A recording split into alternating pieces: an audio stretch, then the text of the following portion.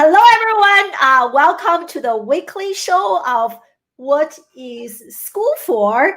This show is inspired by my interview with Seth Golden. On this show, we interview parents, educators, professionals, students, homeschoolers, traditional students. We come here, we discuss, debate, and disrupt education. The goal is not to blame or complain. The goal is to really figure out better ways to future-proof the next generation. And today is episode 29, and we are talking about one of my personal favorite topics, which is homeschooling.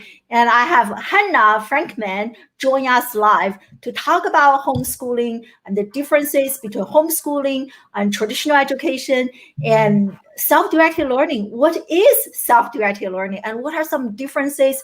And if you are a parent watching this right now, and if you are interested in homeschooling your children, you are going to walk away from today's live interview with a much better understanding of homeschooling and how to do it and how to help our children to preserve their agency to learn and to be curious about life. And Hannah is a master at self-directed learning. And we recently connected on LinkedIn, and she is a homeschool graduate. I think that's really interesting. And a college opt-out. And also she serves as a program manager at Praxis, which is an alternative school. And we are going to also spend some time talking about alternative learning. But anyway, without any further ado, I'm really excited. And Hannah, welcome to the show. Thank you so much for having me. I am so excited to be here too. That was a great introduction, and I'm so excited to dig into all of these topics. Yeah, we're really excited. And everyone, we are live. A few of you are already here. We are live on LinkedIn, on Facebook, on Periscope, and on YouTube. So let me know in the comment section where you are joining us live from. Social media wise and geographically speaking. Oh, wow, I have someone from the Philippines. Hi, from the Philippines. So excited. Yeah. So Hannah, so share with us your homeschooling journey. How long have you been a homeschooler, and what inspired your parents, I guess, to homeschool you? That's a great question. That's a huge question. I know. I was homeschooled all the way through from first grade all the way through high school. I did go to more traditional kindergarten before making the switch to homeschooling, but basically all the way through.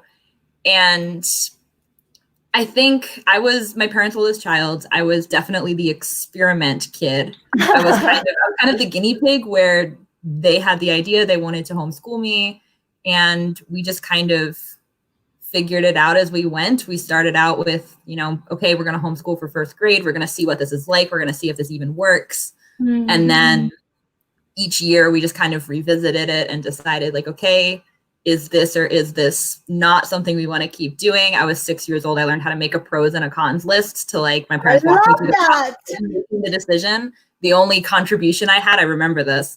I had one thing to add to the cons list, which was I don't get to ride the school bus if I'm homeschooled, Mom. And that seems like a deficit, I'm missing out. But yeah, by the time I was a couple years in, probably, it wasn't even something we were really actively talking about anymore. We just kind of assumed we'd keep doing it. We revisited it at high school. Is this something we want to do all the way through high school too? We decided to keep doing it. So yeah, I'm one of those really weird people that never went to school and was homeschooled all the way through till I graduated high school. Wow, we have so many people join us live right now. Everyone is resonating with your message. So thank you for sharing that. So given that, I already love the story, 6 years old, you're making a list and thinking about the pros and cons. What a great exercise. I'm going to steal that idea to do it with my 8 years old. So share with us, what do you love the most about homeschooling and being a homeschooler? These questions are they're easy, but they're also hard because there's so many things. I could talk about this all day. So I think one of the things that I loved most about homeschooling, and honestly, I didn't appreciate how different the homeschooling experience was from like a traditional education, and how much I was gaining from that experience until I was an adult. I was out in the real world. I was continuing to develop my own education, like in conjunction with my career, like applying all the things that I learned to, you know, building the career and the life that I wanted to live as an adult. But I mean, this is a very general answer, but I also think it's the most true. The thing I loved most about being a homeschooler and having this self-directed education all the way through is that I got to learn the things that I was most excited about, and I got to learn how to learn. And I think this is really key. This is applied to my own philosophy as an educator now as an adult. My mom always said, I'm not really your teacher, I'm your facilitator. Like, I'm just here to help you learn, but nobody can teach you things. You have to learn them yourself. And I'm just here to make sure that you have the resources that you need and the supplies that you need, and I can help you formulate the questions that you want to ask, but you're the one who's really driving that process. And, you know, as a younger kid in like elementary school, it was a lot more hands-on. My mom was much more involved. And then as I got older and older, like by the time I got to high school, I did everything. Like, I picked the classes I wanted to take. I found the materials. I gave myself assignments. I gave myself my own grades. Like, my mom, oh my gosh. I was like, I think I got an A in this class. Mom's like, yeah, I think you did too. But like, you tell me how you think you did in this. So I got to learn how to find whatever information I need to answer the questions that I have, and how to drive my learning process by the things I'm curious about. And I feel like that's such an invaluable skill, because wherever you go in life, you need to learn new things. And really, if you know how to learn, you can learn anything. And Amen. So that's like Amen. skill. Amen. Like music to my ears, everything you mentioned. And I so agree. You know, you mentioned like learn how to learn. And like, I truly believe I work kind of in social media space, and today's information is tomorrow's misinformation. Everything changes on a daily, hourly basis, right? And I love how you mentioned, you know, learn how to learn and unlearn and relearn. And I saw this. Have so many comments from people. Thank you so much. So this one from Phil. Thank you for joining us live. You know, he said that he didn't really start to enjoy school until high school. I think for me, it's even later.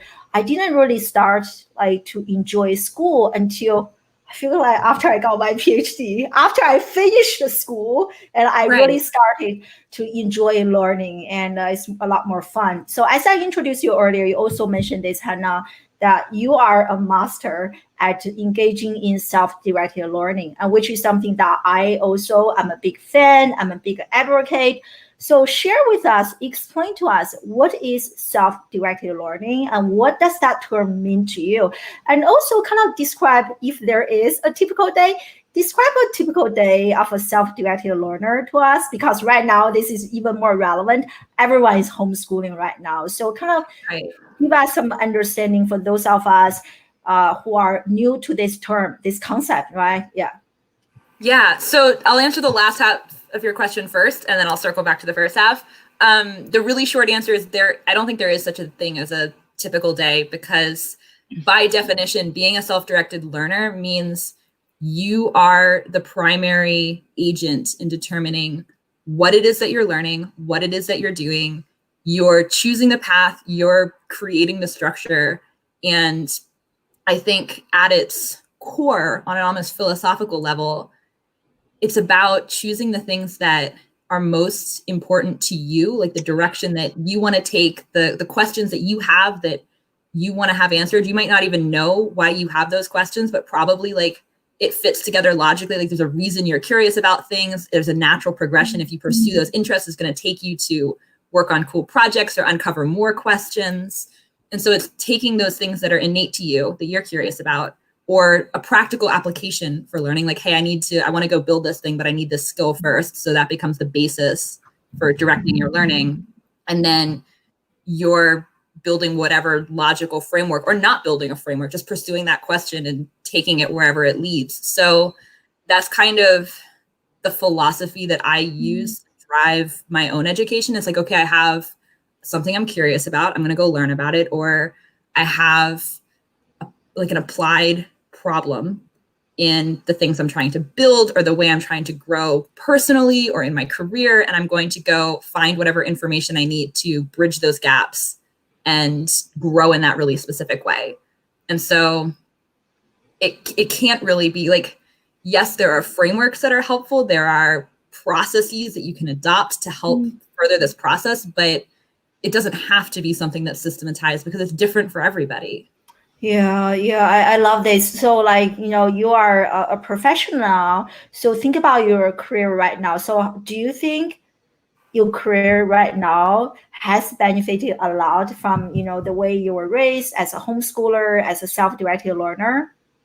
Absolutely. And I had no idea. I think, again, like to go back to me being the experiment kid for my parents, like I think for most homeschool parents, at least most of the homeschool parents that I knew growing up and that I know as an adult, like there's always this lingering fear of like, we think this is going to work, but we don't exactly know how this is going to apply to my child's life once they're an adult. Like if we decide to only homeschool up to high school, because high school is, like I'm not qualified to teach my kids chemistry and algebra or, whatever, for whatever reasons, like, is my kid going to be okay in high school? Like, am I going to have prepared them with the foundation that they need if we're homeschooling all the way through, but my kid wants to go to college? Like, am I preparing them to get into college in the first place, to be successful in college? If they're not going to college or post-college in the real world, like, is this really going to work? There's always this, like, it's almost like imposter syndrome. Like, who am I to prepare my kid with everything that they need? It's a big question. It's like, it's your kid's entire future. And I mean, I think, that was there to some extent for my parents. It's there for all homeschool parents. They care. They want to do a good job. And I don't think I really realized the full extent, like how much my homeschool background was going to impact me. I mean, obviously, I've continued in the world of self-directed education. Like, I'm a full-time professional in the alternative education space now. Like, it's been a logical progression. Like, I probably wouldn't be doing what I'm doing now if I didn't have this background. But regardless of what I was doing, again, like, because I have this just philosophy that's so wildly different from what school teaches you about how you approach learning, I think that's just made it easier for me to take ownership of where I want to go in my career too, and then learn the things that I need to do that. It's the exact same philosophy that applied as a homeschooler now applies as an adult. It's a lifelong philosophy. I love that, lifelong philosophy, lifelong learner, and take ownership. And this is something, I work with very, very traditional students, and I feel like they have lost their agency. They have lost that sense of ownership. They feel like they learn for the sake of receiving a specific grade, GPA. It is sad, like to see that they lost the joy in learning. That's exactly it. Exactly. So like hearing from what you have shared with me is like the other end of the spectrum. I love that. So here, Angus shared, thank you for joining us live. And his two young daughters, I think, yeah, they are just like thriving, doing really well, and more emotional intelligence. So I love, and they're only 10, 11. So probably for some like adults, right? Like I have worked with people who are really high on the IQ side, but EQ wise, I don't want to work with those people ever, again. I'm sure we have all encountered. But on the other hand, I saw this question from Mark, and oh my God, covered all of our faces. And so Mark shared that he was homeschooled for 11 years. And so it seems like based on his experience, homeschooling didn't really work out for him because he prefers to learn in a more structured way. So in your experience, I'm sure you have interacted and encountered quite a few homeschoolers. Do you think homeschooling works for everyone, or like if it doesn't work, so should people like go back to school or kind of try to adjust their homeschooling approaches? So what's your take on that? Yeah, that's a really good point, and a really good question. And I mean, kind of, again, like at the root of self-directed education, everybody's different and everyone's learning styles are different. Everyone's needs are different. Everyone's priorities are different. And so by nature of that, like it makes sense that different trajectories are going to work for different people. And I definitely think like some kids prefer school. Like I knew homeschoolers who went back to school because they really missed the social environment or they preferred learning in a classroom. And I think it's really different for everybody. Like everybody needs to choose what best addresses the things that are most important to them. I think that's kind of the general root of it. And also like there's so many different ways of homeschooling too. Like my experience was really, I thrived in that, but I also knew kids who like, you know, they'd get together with a couple of their families every day and do stuff together because like the social element was the most important way for them to grow and thrive. And, you know, there's a broad spectrum. Yeah, like you kind of just like answer this question, you know, there are different philosophies of homeschooling, like unschooling online. And so like based on what you shared is that you just, you know, I think what you kind of mentioned out earlier, parents, we are facilitators. We should be good listeners, really try to understand our children. Like my older son, he told us very clearly that he loves collaborative learning. And so for some of the online classes were purchased for him, like just like pre-recorded videos, like, oh, it's so boring, I don't like it. And like, and you can see how, you know, like I think we kind of like listen and try to figure out, I guess, what works best for our own children. Yeah, it's definitely, each kid is different. Each kid's learning styles are different. And I'll give you an example. My sister and I we were 6 years apart. So like big age gap. And actually she was part of the reason that I was homeschooled in first grade, because I was like, I have this new baby sister. I don't want to be in school all day and like not get to watch her learn how to talk and learn how to walk. And like, I wanted to be there for that. But she and I have really different learning styles. Like I was an extremely academic kid. For high school, like when I was designing my own curriculum, I'd go through like recorded course catalogs from like things like the Teaching Company and Modern Scholar, like stuff like that, Coursera. And I would just like, I'd make I was like a kid, like as a kid, I'd pour over toy catalogs and just like make laundry lists of all the toys I wanted. I wanted everything. And then I hit high school and that turned into courses for me. And I was just like, if I could, I'd take 20 classes every semester. Like I just want to learn everything. Obviously I couldn't do that, but I was a dreamer. But anyway, like I would have been so happy just doing academic stuff all of the time. And I was actually sad when I graduated high school because I was like, oh, well, now I can't spend 8 hours a day studying. I have to go actually do stuff. Like that's like a dream student for every teacher. Turned out to be great, but I was a little sad. My sister is the opposite.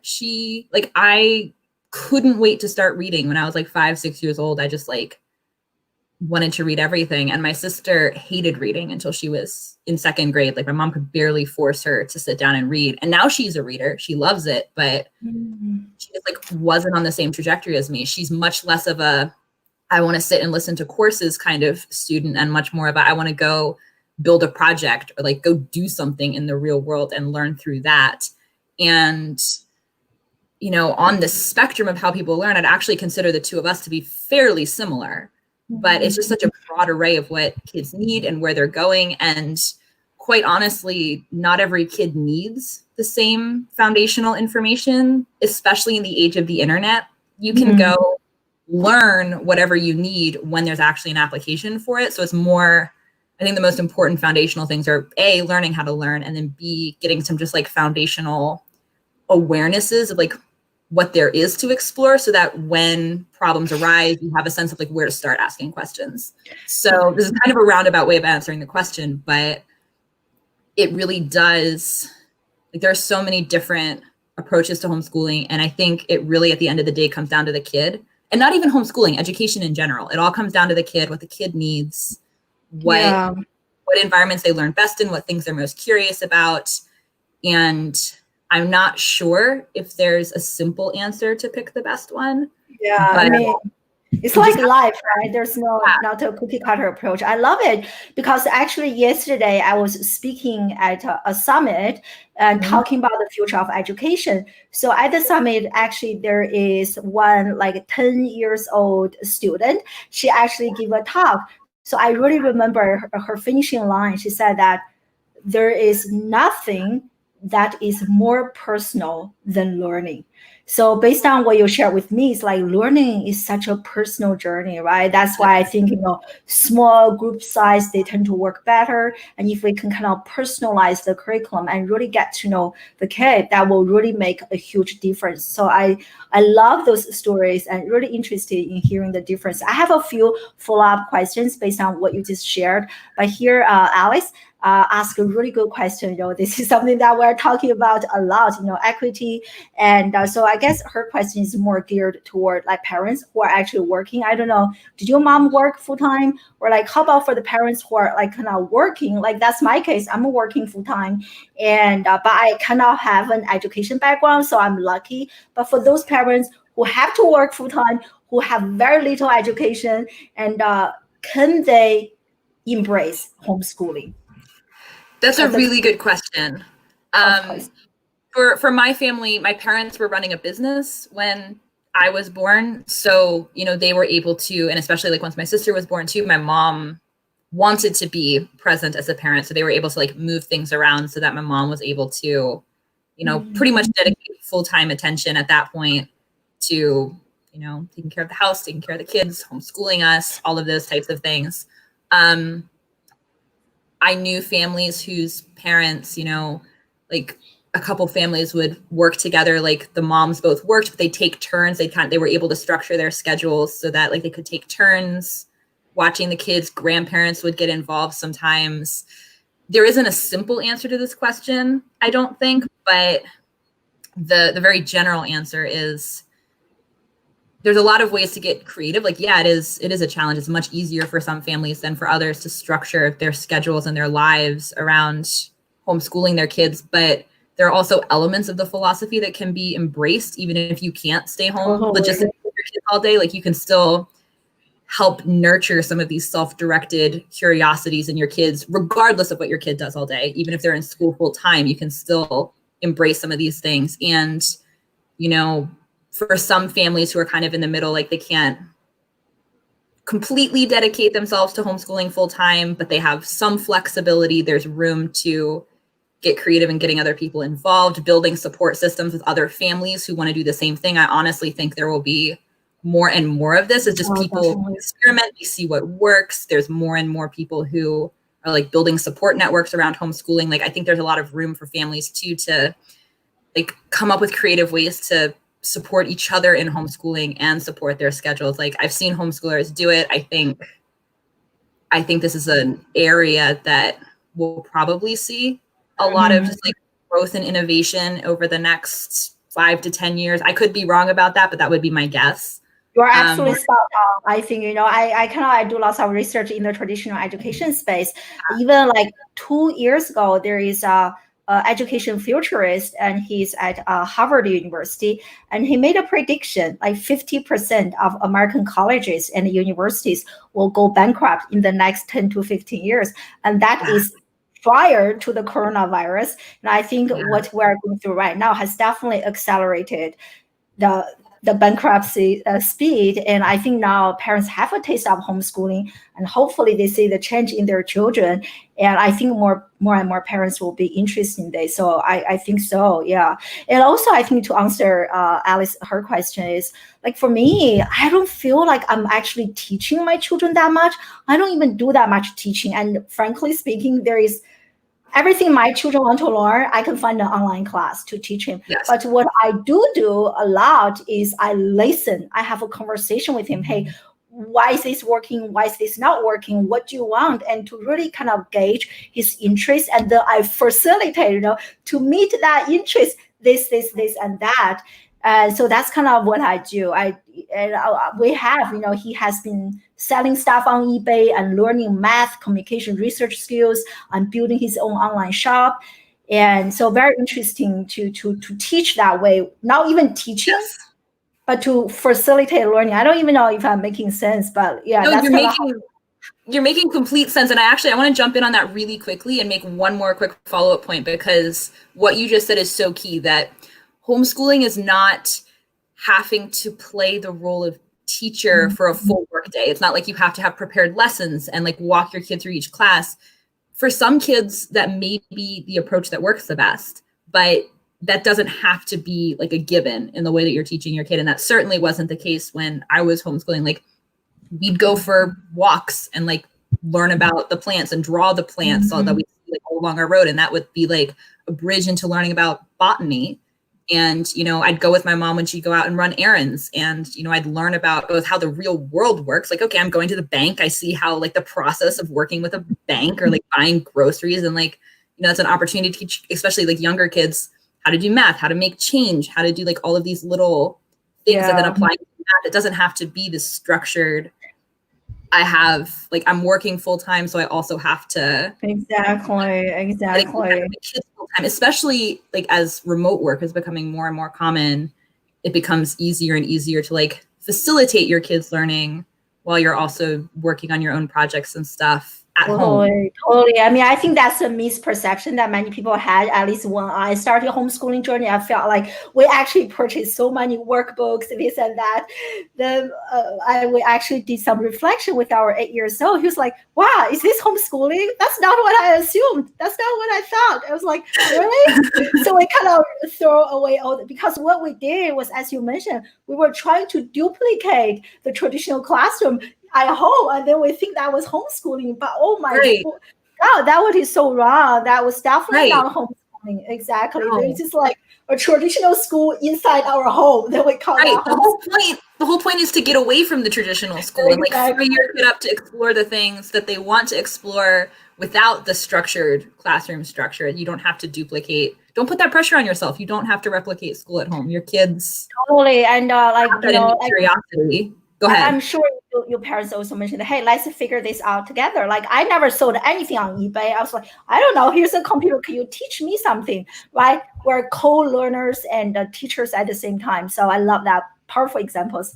And see, like Anna is just resonating with us. Yeah, homeschooling is definitely on the rise.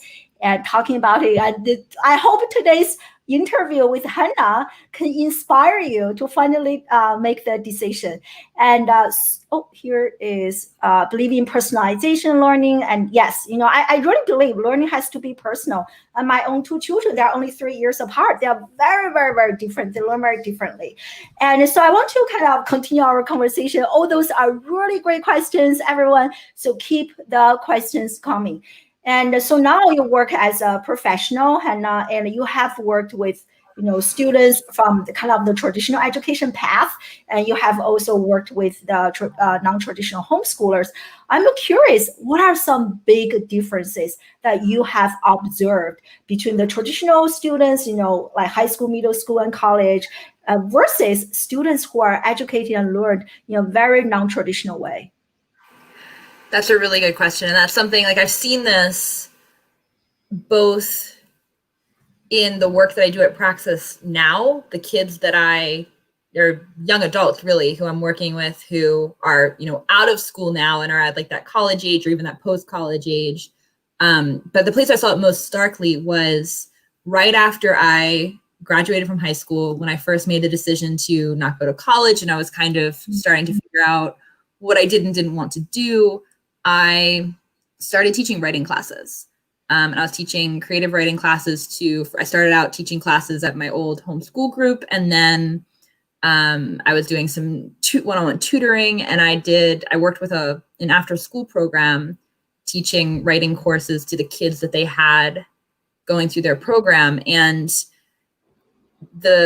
starting out working with homeschoolers, it was really fun. It was one mom who originally approached me about tutoring her kids. And I was like, well, what if I just did a class for the entire co-op? Because everybody has this problem. And basically the problem that they asked me to solve, like the reason they wanted to hire me was none of their kids liked to write. It was like, you know, pulling teeth getting their kids to write. And I had always loved to write. Like I was the editor of my homeschool literary magazine in high school. I was always running writing groups with my friends. Like I just loved it.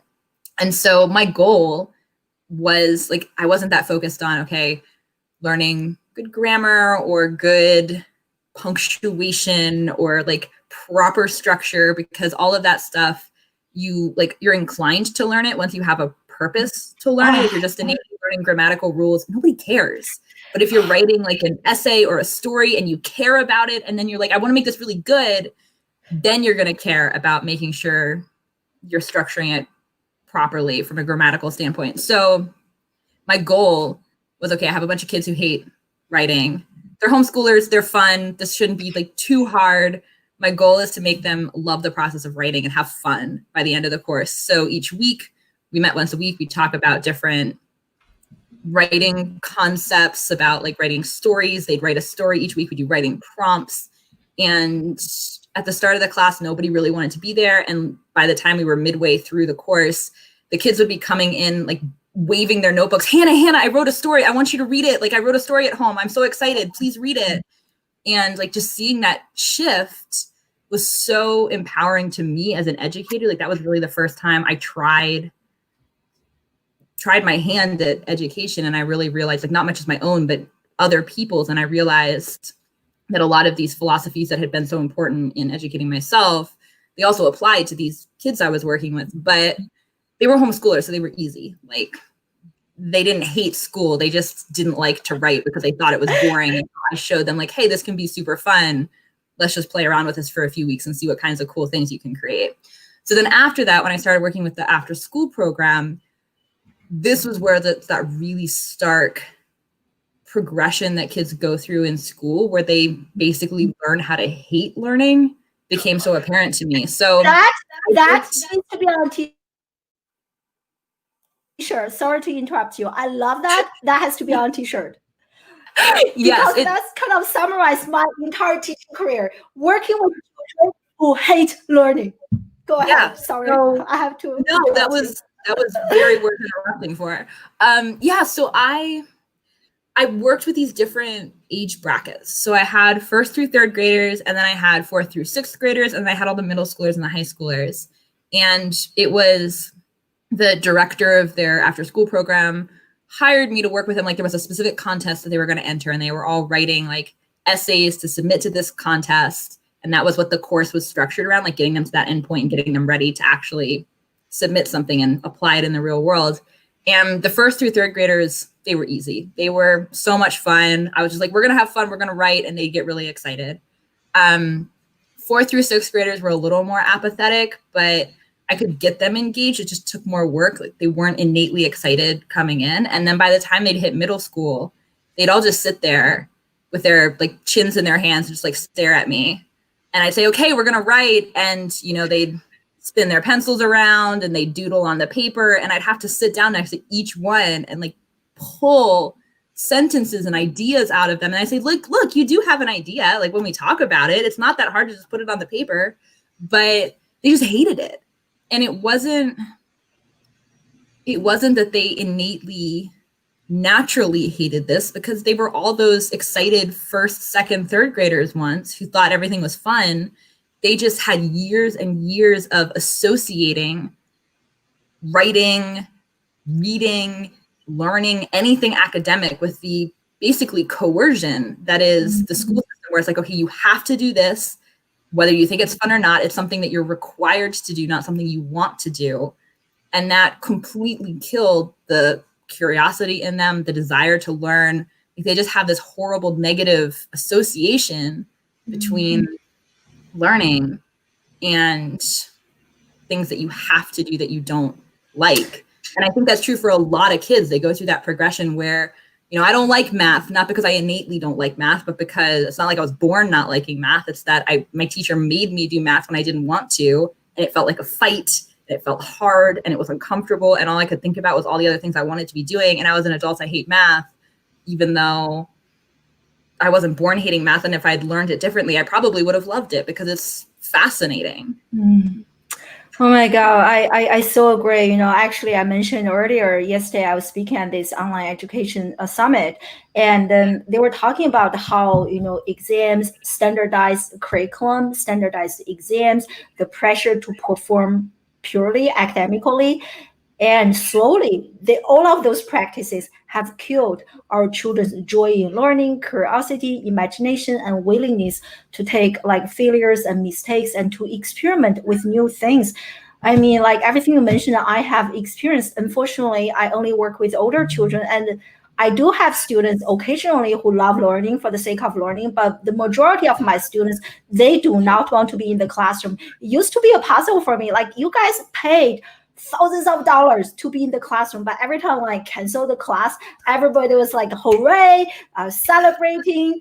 I don't really get it. It was really crazy. So I'm glad that you shared this, because I haven't worked with many non-traditional students and homeschoolers. It's really interesting to see the sharp difference. So how about for those children, like parents, we have quite a few parents with us right now. Their children kind of already went through the traditional education system, or even for us adults, we've been through the damage. So what are some ways that we can kind of unlearn, or you use the term deschool, and to help us reap the benefits of self-directed learning, agency, to reignite the agency in us, be passionate about life and learning.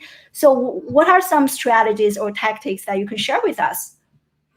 Yeah, we use the term deschooling a lot at Praxis, because and a lot of the participants that we have coming into the program, I mean, they do Praxis because they're excited about what it is, like the trajectory that we're taking them, we're starting them on, the process we're taking them through.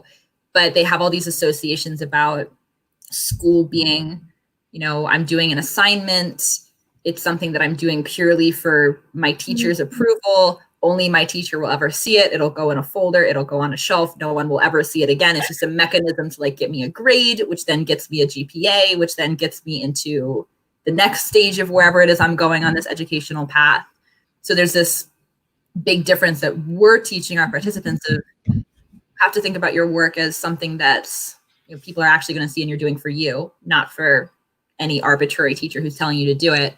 But the other half of that deschooling coin is just learning how to reignite that love of learning again and that self-direction. And I think the root of self-directed education is your own innate curiosity and the things that you want to learn.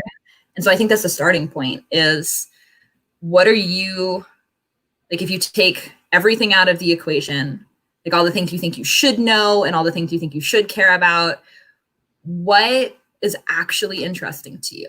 What do you actually feel? If you could just go and, Google something to answer a question, what would that question be? And if you could just go, if you had unlimited time and assume you like reading, and you just were going to go read a book or watch a documentary or listen to a podcast or whatever on a specific topic, what's exciting to you? And kind of, it takes a while to reignite that if it's something you haven't really given yourself permission to feel for a long time.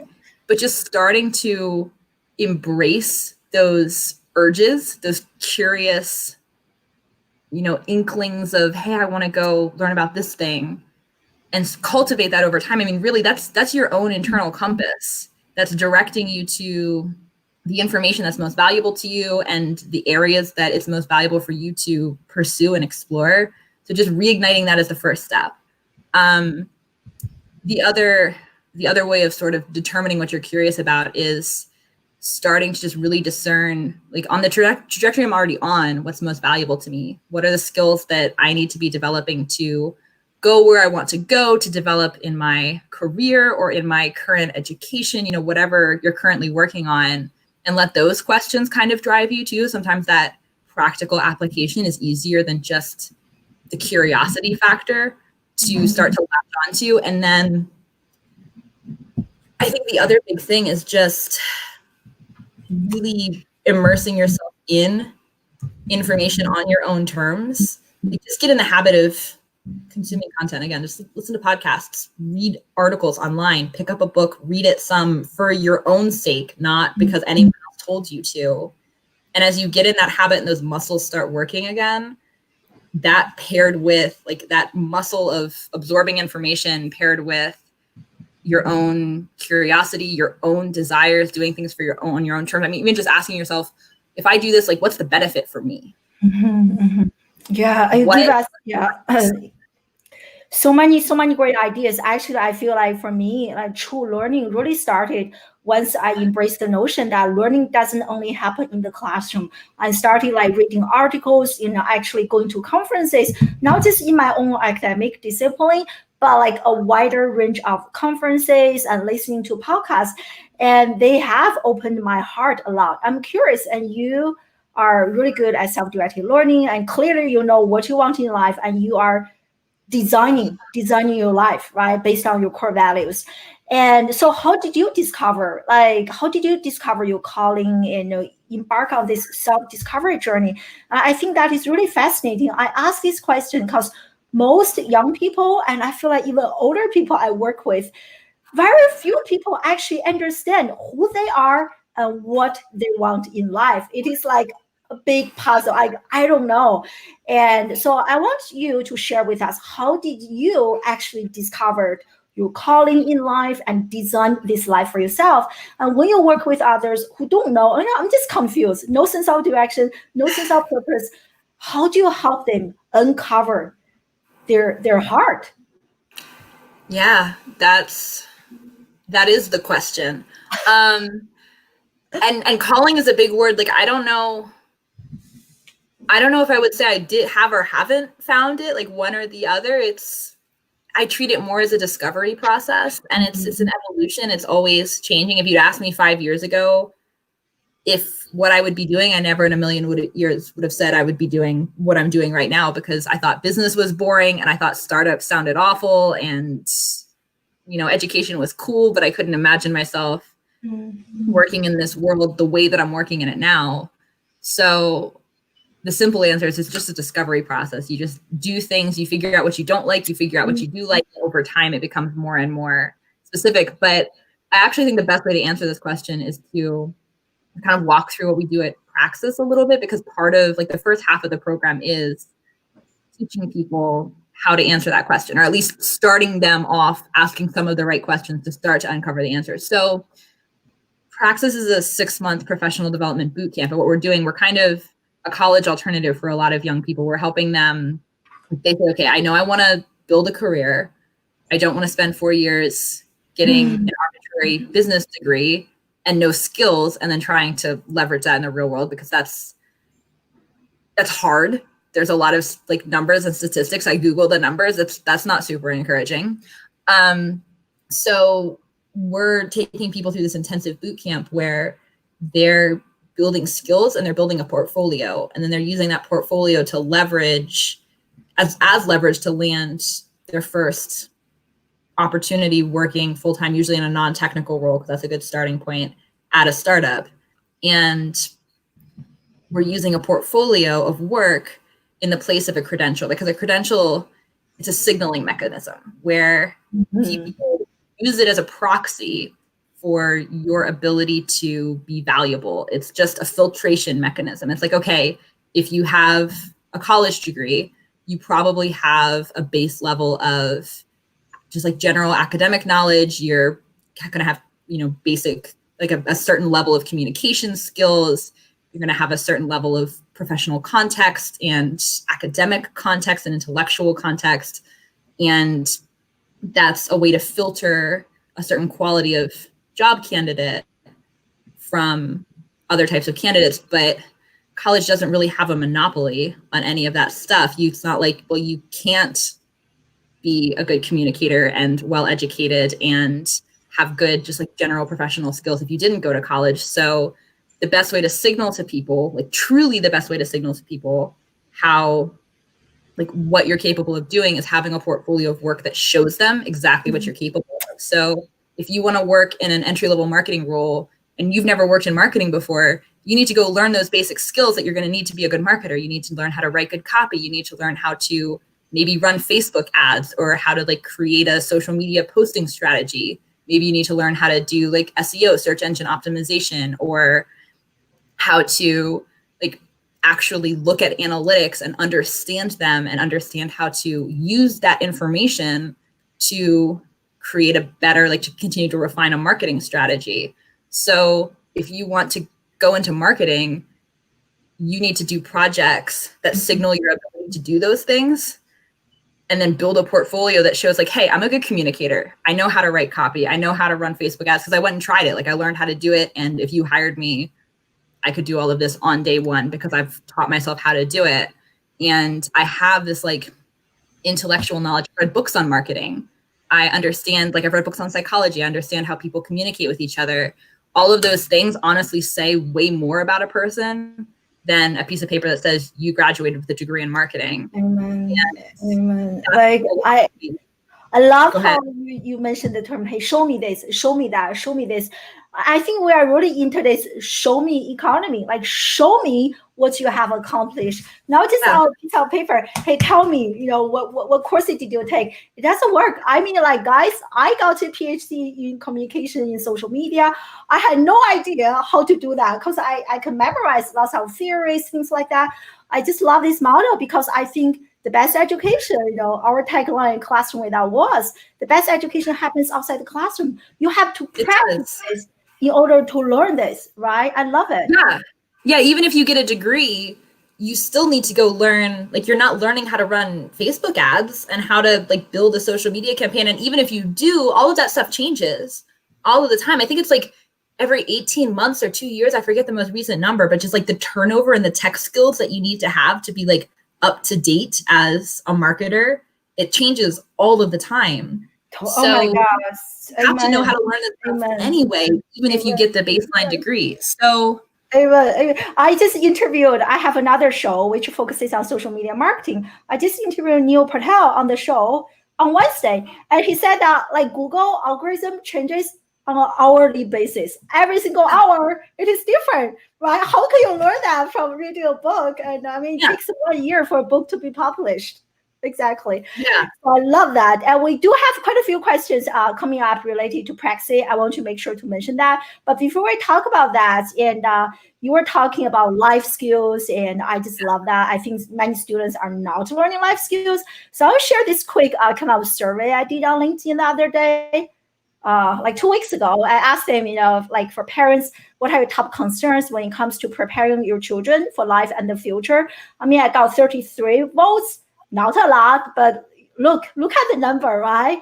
Like 41% think they don't have important life skills. So when you look at this entire survey, like only 15% feels like their children are actually prepared for life. And I was actually looking at the people in that 15%, and guess what? They're all homeschoolers. I know them, they're all homeschoolers. So it's really, really interesting. And to see that kind of resonate with our discussion today. So we have quite a few questions coming up. We are also running out of time. So let me select a few. So are the students at Praxis applying for college? Have you been able to address the AG requirements and trying to connect the dots? Yeah, so a little bit more context on like where the trajectory that our participants are on, what types of people are doing Praxis. Most people are doing it as an alternative to college, and it really varies. We have everybody from like high school dropouts to college graduates to like people who, like we had a woman who had been a public school teacher for 2 or 3 years, and she realized like, I don't want to be a teacher for my entire life. I want to do a career pivot and go work in the startup world.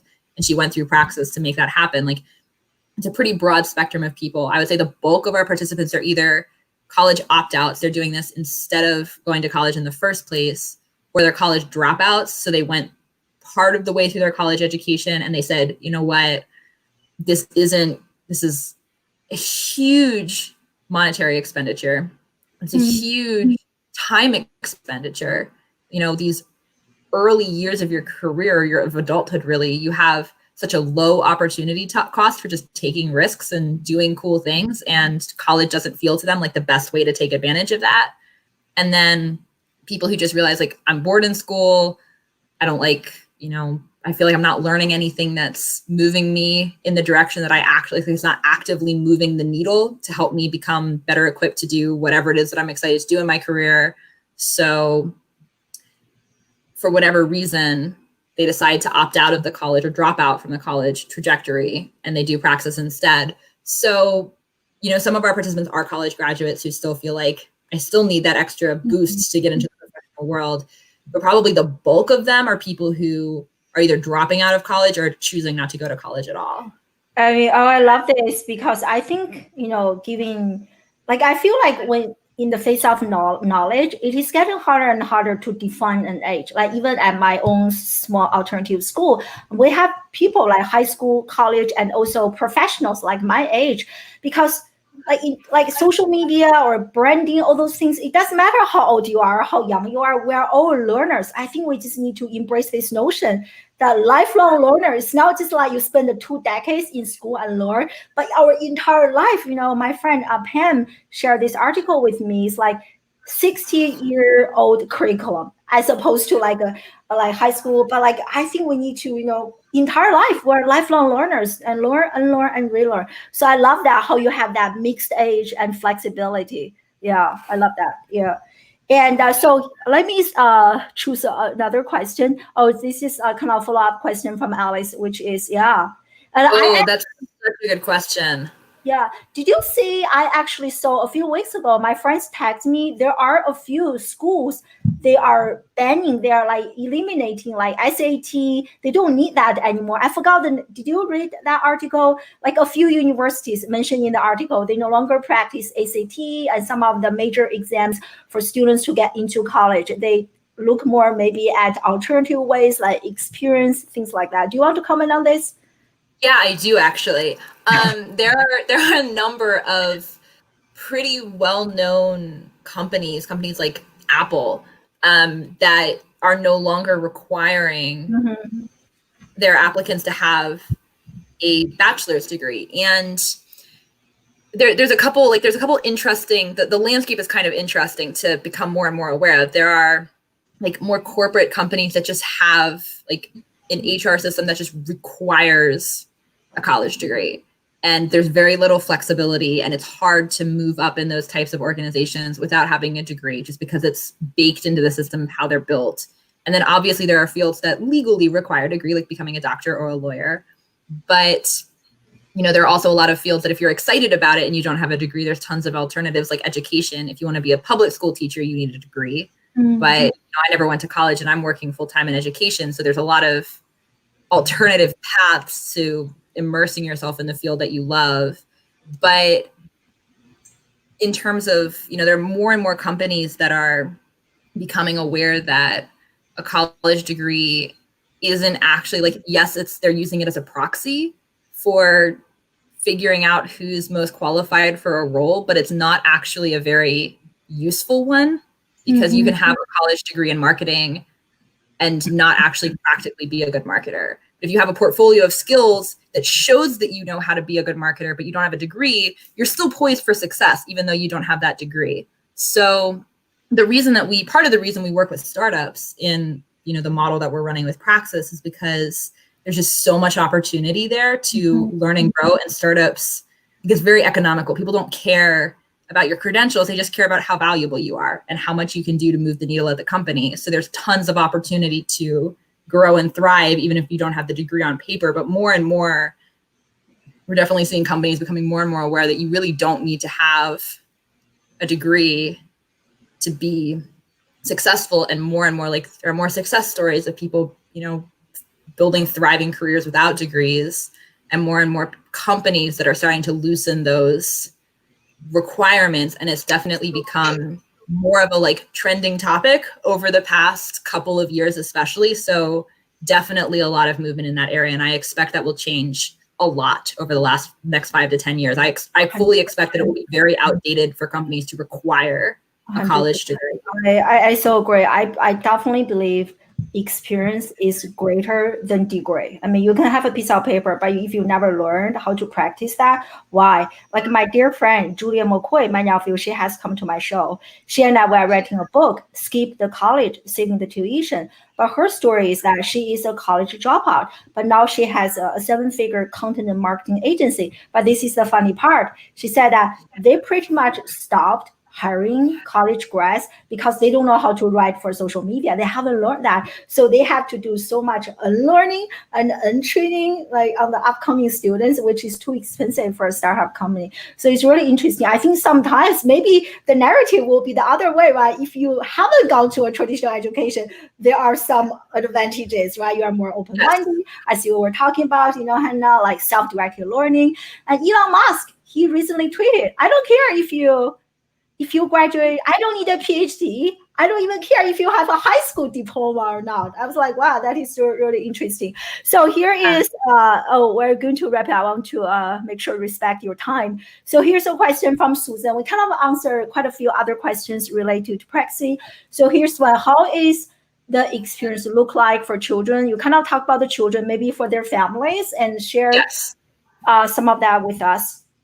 Yeah, so Praxis is something that people are doing like typically after they're finished with their like whatever education experience they're going through. So for people who are still in high school, like if they're starting Praxis while they're still in high school, it's going to be the very tail end of that experience, like last few months of like their final semester.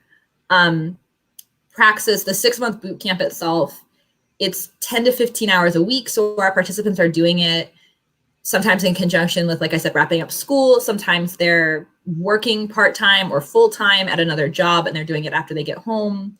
And so it's all online. It's very self-directed. Like we have a support structure that people are a part of, but they're able to do it.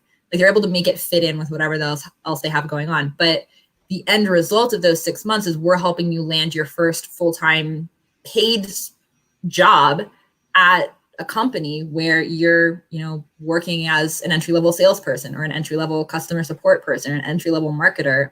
And so for that portion of the program, like people are usually, some opportunities are remote. A lot of them are on site. A lot of people like move to relocate for wherever the best opportunity is.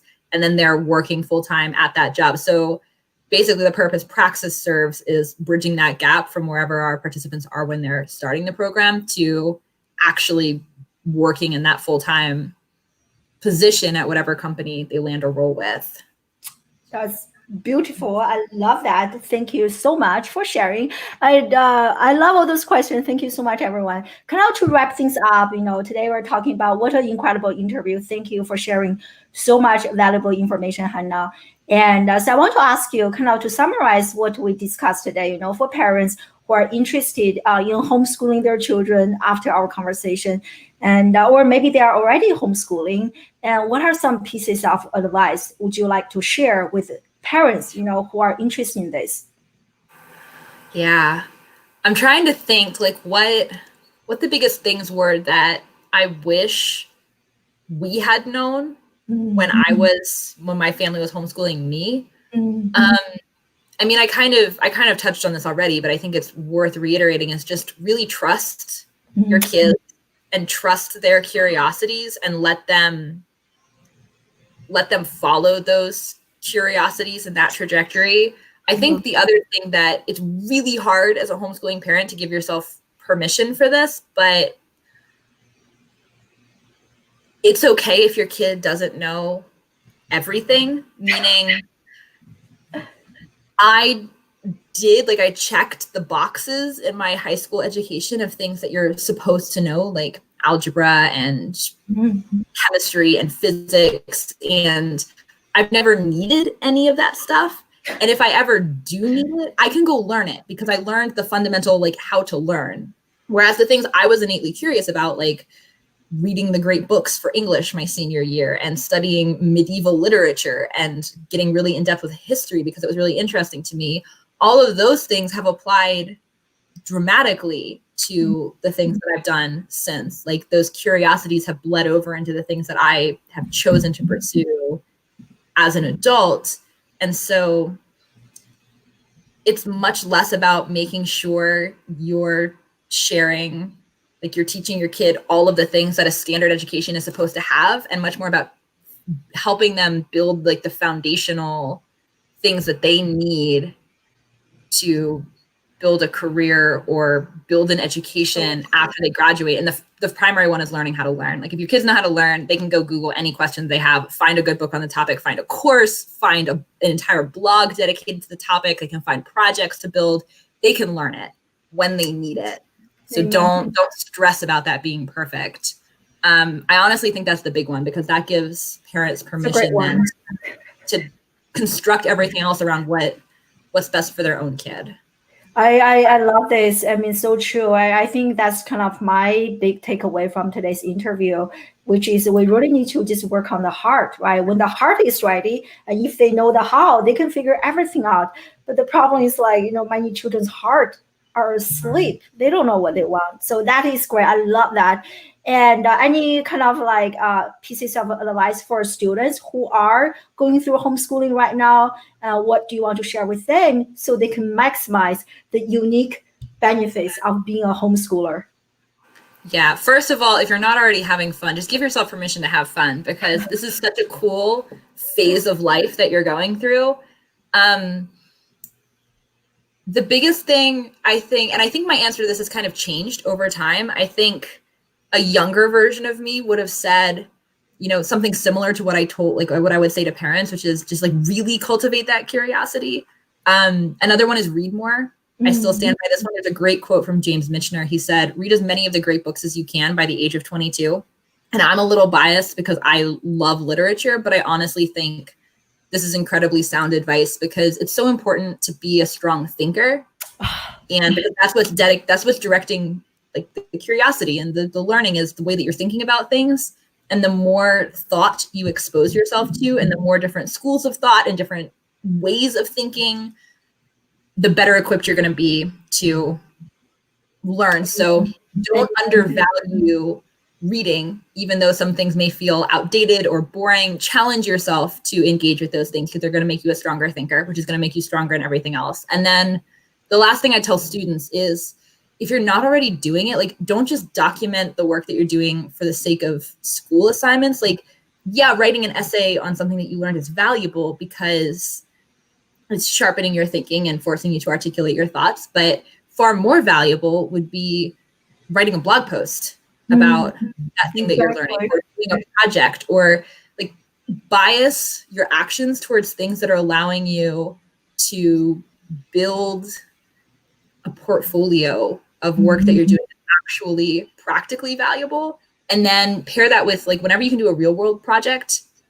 do it. Whenever you can have the chance to like start a little business, start a little side hustle, even if you're just mowing the neighbor's lawns and like setting up an accounting system, those things are going to be the most valuable lessons when it actually comes time to transition from education into the real world. So read a lot, build a portfolio around the things that you're learning. We live in the age of the internet. If you don't document it, nobody knows about it. If you do document it, it becomes collateral that you can use to leverage your way into cooler opportunities down the road. And then take every opportunity that you can to learn in the real world, because those are the most valuable lessons.